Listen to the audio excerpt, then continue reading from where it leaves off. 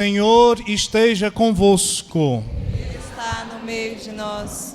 Proclamação do Evangelho de Jesus Cristo, segundo Lucas. Glória a vós, Senhor.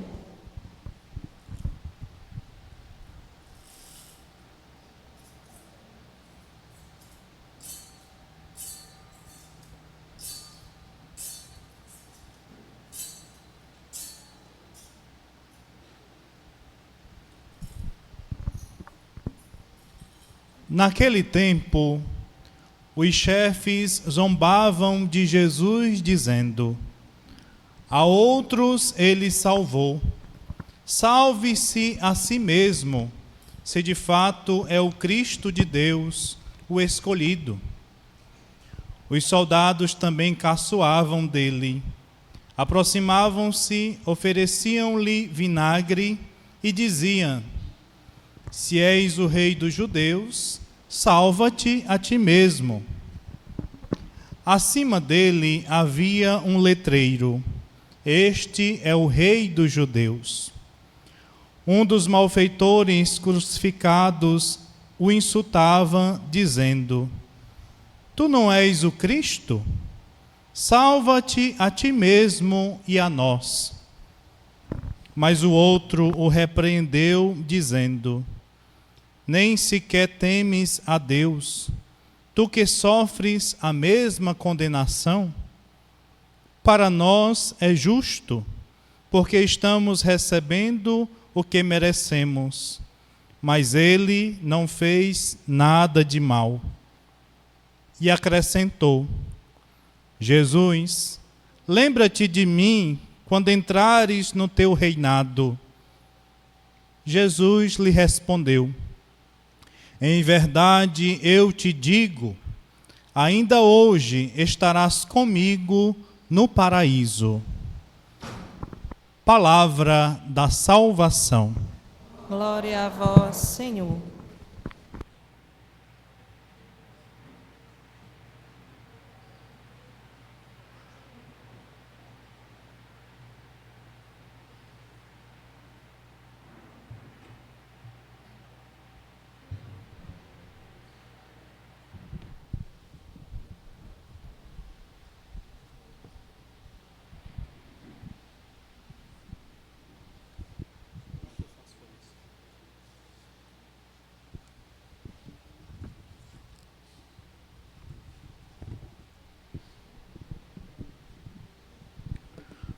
Caríssimo Padre Neto, queridas irmãs, queridos irmãos, nossa saudação também muito fraterna a quem está acompanhando esta celebração eucarística que está sendo transmitida pelo serviço da Pascom de nossa comunidade, de nossa paróquia.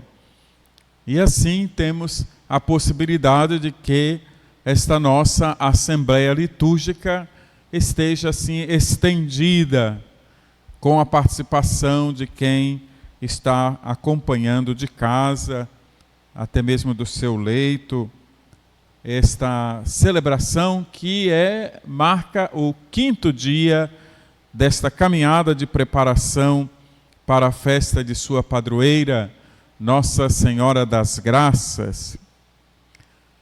Quanta alegria e felicidade! Vamos à casa do Senhor. Esta é a expressão do povo de Deus, quando ao menos 3 vezes por ano ia em peregrinação a Jerusalém, a cidade santa. É uma alegria, pelo que tudo indica, experimentada também pelo nosso povo nas festas de seus padroeiros. Esse tempo é, de fato, um tempo de alegria. E deve ser uma alegria que resulta exatamente desta expectativa de um encontro com o Senhor. É a alegria que resulta também do encontro de irmãos, parentes e amigos. Nós somos mais visitados nesse tempo irmãos e irmãs que já um dia fizeram parte desta comunidade retornam para celebrar conosco, mas a alegria maior deve ser aquela que resulta do nosso encontro com o Senhor. Encontro que se dá pela nossa participação na celebração eucarística, onde somos duplamente alimentados pelo pão da palavra, pelo pão da Eucaristia, e a esta alegria se soma a alegria também do encontro, porque é sinal também da presença do Senhor entre nós, a comunidade reunida. Jesus sinaliza a sua presença entre nós e, de fato, ele se faz presente entre nós no pão eucarístico, portanto, na celebração eucarística, na palavra proclamada, refletida, acolhida por nós, e nas pessoas também, porque ele também disse: onde 2 ou 3 estiverem reunidos em meu nome, eu estarei no meio deles. Então, como povo de Deus, nós, com motivos ainda mais fortes, com razões ainda maiores, devemos estar alegres por irmos ao encontro do Senhor, por estarmos em sua casa, na presença dEle. E isso deve também ser expressão nossa, no nosso modo de agir, de viver a nossa fé, o senso de pertença à igreja. Além, é claro que isso se expressa também no louvor, no canto, na liturgia, nas orações. Mas é preciso que haja, sobretudo, uma adesão de todos nós ao caminho proposto por Jesus. E esta alegria que nos contagia quando vamos à casa do Senhor, quando recebemos a notícia de que vai começar o festejo da paróquia, já isto nos traz alegria. E participar é ainda razão de mais alegria ainda. E isso vem reforçado no início da segunda leitura, quando Paulo diz aos Colossenses: com alegria dai graças ao Pai que vos tornou capazes de participar da luz que é a herança dos santos. Então, a alegria maior, irmãs e irmãos, é podermos participar da luz que é a herança dos santos. Sermos ajuntados a Cristo, sermos vinculados a Ele, incorporados nele pela graça do batismo. E isto, então, é a razão maior da nossa alegria. E nós expressamos também esta alegria porque, como peregrinos de esperança, como povo de Deus, raça escolhida por Ele, pertencentes a seu povo, povo de reis, sacerdócio régio, assim falam, né? As expressões que servem para nos identificar como povo de Deus. Nós, assim, temos esta consciência de que não estamos peregrinos sem rumo, sem direção, mas peregrinos de esperança, e de uma esperança que não nos decepciona.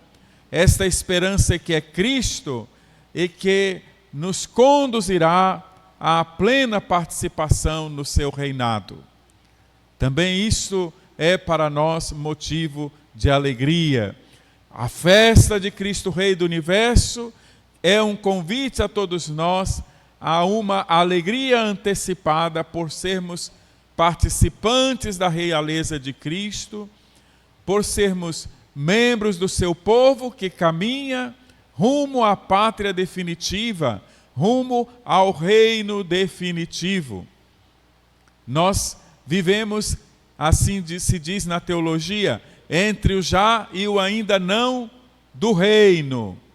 A nossa meta é o reino de Deus, chegar um dia à contemplação de Deus face a face, sermos totalmente reconciliados com Deus por Jesus Cristo, no qual Deus recapitulou todas as coisas, né? Restaurou toda a humanidade, toda a criação, para que nós sejamos plenamente o seu povo. E isto é então o que nós celebramos na festa de Cristo Rei do Universo. O nosso destino, a nossa vocação, a direção para onde nós estamos caminhando. E tendo clareza sobre esta direção, nós evitaremos seguir por outros caminhos, por atalhos, e quem sabe nos esforçaremos mais para que este caminhar nosso seja mais forte, né? Nós estejamos mais firmes, com pés mais firmes nesta caminhada.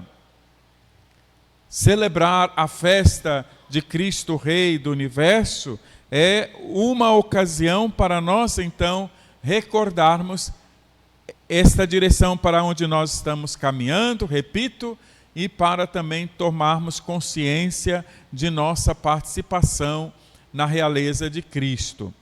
As leituras querem nos ajudar nesta reflexão, querem formar em nós esta convicção de povo de Deus, participantes da realeza de Cristo.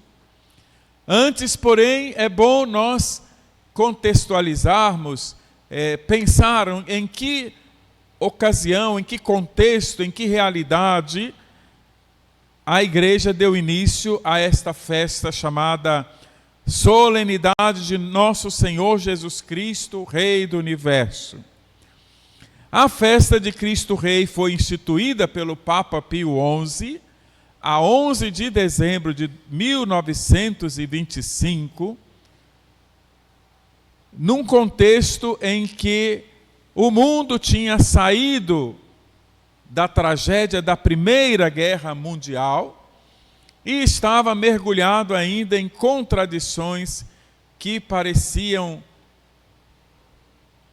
não trazer esperanças para o povo. Então foi instituída esta festa para apresentar ao mundo Cristo como Rei do Universo e a humanidade toda assim se sentir convocada, atraída para aproximar-se mais e mais dele e a partir dele então iniciar uma nova história, caminhar mais na direção da paz, superar os conflitos, as guerras, deixando de lado a ânsia de poder e de riqueza e buscando mais em Jesus Cristo a esperança de toda a humanidade. Então, esta festa que nos recorda o regresso de Cristo, o reconhecimento da soberania dele sobre a história e sobre a vida de todos, o reencontro da humanidade com os valores cristãos e com a paz que só Cristo pode dar, deve ser hoje também para nós uma razão a mais para nós firmarmos os nossos pés nesta caminhada. Ela então foi fixada no último domingo do ano litúrgico, repito, né, nós estamos celebrando o último domingo do ano litúrgico, porque no próximo domingo já iniciaremos novo ano litúrgico, embora o novo ano civil só comece em 1º de janeiro de 2026, na liturgia nós já no próximo domingo estaremos iniciando um ano novo. Então, celebrando esta festa, nós somos assim convocados a prestar atenção que nós temos uma direção, uma meta, um objetivo, um rumo a seguir. E não estamos assim no mundo desorientados e caminhando, ou ao menos não deveríamos estar cada um caminhando segundo a direção para onde ele acha que convém ir. E para então nós compreendermos isto, a liturgia nos apresenta como primeira leitura o texto que fala da unção de Davi como o rei de Israel. É um texto que nos é tirado do livro de Samuel e que recorda a nós o momento em que Davi foi ungido como rei de todo Israel. E nos lembra que com Davi teve início uma época de felicidade, de abundância, que ficou na memória de todo o povo de Deus. O reinado de Davi tornou-se símbolo e anúncio de um tempo novo, de uma era de justiça, de bem-aventurança e de paz sem fim. E o povo de Deus, então, desde esta época em que Davi reinou sobre Israel, o povo passou a ter Davi, o seu reinado, como uma referência para compreender como devia ser o novo tempo que Deus havia prometido quando viesse o Messias. Então nós lemos esse texto para compreender que é Cristo aquele que o povo esperava, ou que o povo passou a esperar depois que foi cumprida a missão do rei Davi. Então, este reinado de Davi, este rei tão famoso, tão conhecido pelo povo, ficou sendo assim como uma referência. E o povo sempre acreditou, e nós vamos ler isso também no tempo do Advento, que é da descendência de Davi que viria o Messias. O Messias seria alguém parecido, tendo as mesmas virtudes, as mesmas qualidades de Davi, porque o reinado de Davi ficou na história do povo como um tempo ideal de prosperidade, de justiça, de abundância e de paz. Claro que nós, como sabemos também da história deste rei, o seu tempo não esteve isento de conflitos internos, de injustiças, de lutas pelo poder, mas ficou no coração do povo a memória dos feitos de Davi, que conquistou Jerusalém, tirando esta cidade das mãos dos inimigos, ampliou e consolidou as fronteiras do seu reinado, submetendo os inimigos tradicionais do povo de Deus, e, afinal, trouxe paz para o povo. Trouxe para o povo um tempo de prosperidade. Ele próprio assegurava que o povo não se desviasse dos compromissos assumidos para com Deus. No futuro, o reinado de Davi vai constituir como que uma miragem ideal, um modelo, um ideal que se esperava de quem viesse depois dele e que viria conforme a promessa de Deus para o seu povo. Então, quando lemos esta passagem do Antigo Testamento, falando da unção do rei Davi, o povo vai até ele e faz assim como que uma exortação a Davi para que ele reine sobre o povo, reconhece nele um homem que tem qualidade para ser ungido como rei. E aí nós também compreendemos melhor a vocação realizada, a missão realizada por Cristo, quando é identificado como aquele que veio para o cumprimento das promessas de Deus feita ao povo de Israel.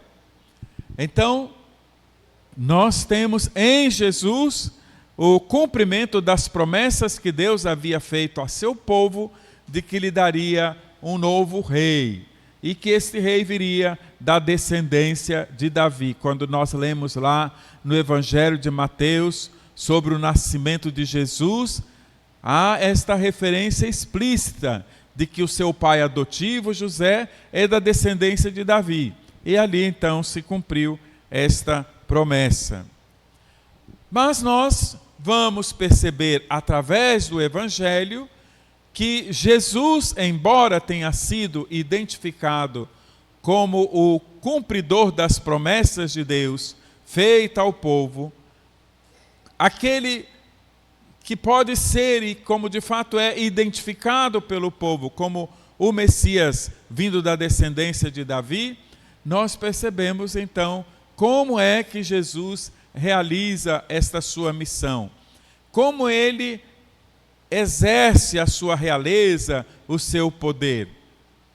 Parece estranho, nós talvez nem compreendamos como é que pode esse Jesus que tem o título de rei e que tem como trono não uma cadeira solene, bonita, mas a cruz. O seu trono é a cruz, é nela que ele está pregado, estendido. E é ali que ele exerce o seu poder, a sua realeza. Então, é o Evangelho de Lucas que lemos hoje, mostrando a resposta de Deus àquela expectativa de Israel de que ele mandaria o Messias. Jesus é o ungido de Deus, o Messias rei enviado pelo Pai para inaugurar o reinado de Deus.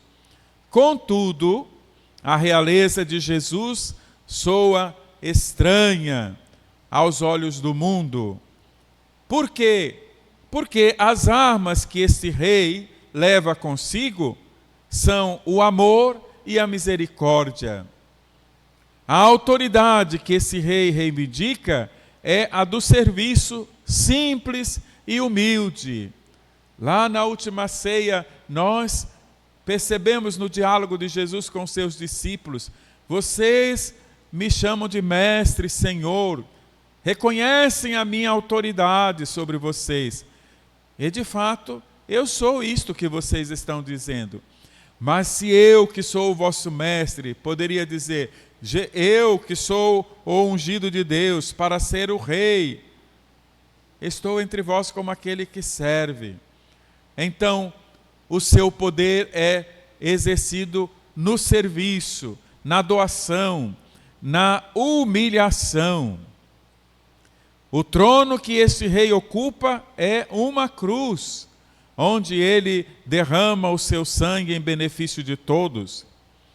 Os soldados que rodeiam esse rei são gente desarmada, que ele irá enviar pelo mundo a anunciar o amor e a paz. Os seus soldados são os apóstolos, aquele que ele constituiu como apóstolos depois de ter preparado-os para a missão. Os súditos desse rei são todos aqueles que aceitam colocar suas vidas ao serviço de Deus e dos irmãos. Então, decididamente, a realeza de Deus não funciona segundo a lógica dos grandes da terra, como nós percebemos através deste evangelho que lemos hoje, que começa dando a nós a informação que no alto da cruz de Jesus havia um letreiro onde estava escrito: este é Jesus, o Rei dos Judeus. E antes disso, o texto também nos informa que ele estava sendo ridicularizado pelos que tinham sido crucificados ao lado dele. Porque exatamente achavam estranho, como que pode que esse homem tem tanto poder, é chamado pelo povo de rei, e com todo o poder que ele tem, não é capaz de salvar a si mesmo. Então, por isso, um dos ladrões pregados com ele na cruz, lá, né, ao lado dele, diz: se és mesmo o rei, salva-te a ti mesmo e a nós. Mas não é esta a lógica do reino de Deus, não é esse o jeito de Jesus governar, se impondo sobre os outros, fazendo do poder instrumento para alcançar os seus objetivos, os seus interesses, mas coloca-se a serviço de todos, de toda a humanidade, aceitando inclusive esta humilhação na cruz, entregando-se por todos. O evangelista Lucas, portanto, irmãs e irmãos, nos convida, nesta solenidade de Cristo, Rei do Universo, a olhar para a cruz onde agoniza Jesus, o Rei dos judeus. Contemplar a cruz onde se manifesta o amor e a entrega de Jesus significa para nós assumir a mesma atitude que ele assumiu e solidarizarmos-nos com aqueles que são crucificados neste mundo, os que sofrem violência, os que são explorados, os que são excluídos, os que são privados de direito e de dignidade. Nós devemos lembrar que no ano que vem, por exemplo, quando formos ler o Evangelho na festa de Cristo Rei, será lido o Evangelho de Mateus, onde Jesus se identifica com aqueles que neste mundo são desprezados, os pobres e excluídos deste mundo, aqueles que são deixados à margem da sociedade. Então, isso também para nos indicar que reconhecer Jesus como Rei, contemplá-lo na cruz, e na cruz a sua realeza, deve ser para nós um apelo, um convite a nós também imitá-lo no serviço aos irmãos, na doação, no exercício de uma autoridade que se transforma em serviço, em entrega em favor dos irmãos, para que assim, de fato, nós tenhamos uma nova realidade de história e de sociedade, baseada no amor, na justiça, na construção da paz e na superação de tudo aquilo que resulta em sofrimento para os nossos irmãos e irmãs, em tudo aquilo que resulta na destruição da vida. E que possamos então assim, irmãs e irmãos, celebrando esta festa de hoje, nesse contexto em que nós aqui nesta comunidade nos preparamos para a festa de nossa padroeira, que haja em nós esta disponibilidade de acolher este mistério de um Messias, Rei, que se faz servo, escravo, que se doa, que se deixa crucificar e morre na cruz por nós, para que por meio dele e do seu sacrifício, nós sejamos salvos e libertos de toda a realidade de opressão, de pecado e de justiça, na qual nós possamos ser jogados, possamos ser lançados.